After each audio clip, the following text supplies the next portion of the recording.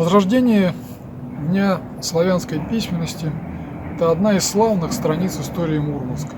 Это, можно сказать, неприходящее сокровище мурманчан, драгоценный дар Мурманска всей России.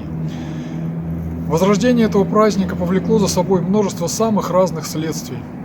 Например, благодаря этому появился памятник Кириллу и Мефодию перед зданием областной научной библиотеки. Появилась активная работа в школах Мурманска, появились конкурсы сочинений, укрепились связи с другими городами Российской Федерации, ближнего и дальнего зарубежья.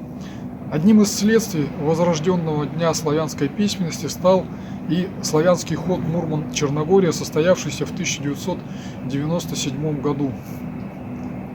Ход, который прошел от Мурманска, от северного края славянского материка до Черногории, до Адриатического побережья, до южного края православного славянства. В этом ходе я и Дмитрий Ковжов были знаменосцами. Мы несли копию самарского знамени, изготовленного в Мурманске. А самарское знамя – это, напомню, болгарская национальная святыня, под которой вместе сражались и умирали русские и болгары в 1877 году. И в моей памяти навсегда остался момент, когда под этим знаменем мы поднимались на шипку.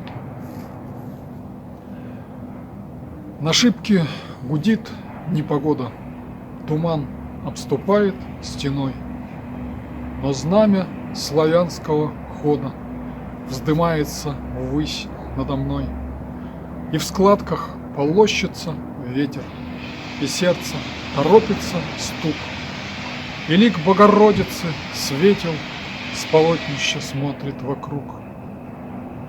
И время стирает пределы, века обращаются вспять, и вновь за славянское дело Россия идет умирать.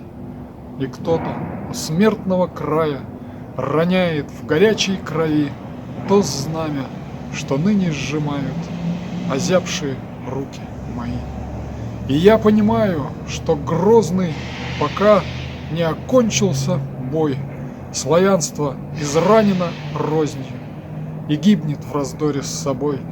Все предано злобе в угоду, все куплено толстой мошной, но знамя славянского хода, как солнце, встает надо мной.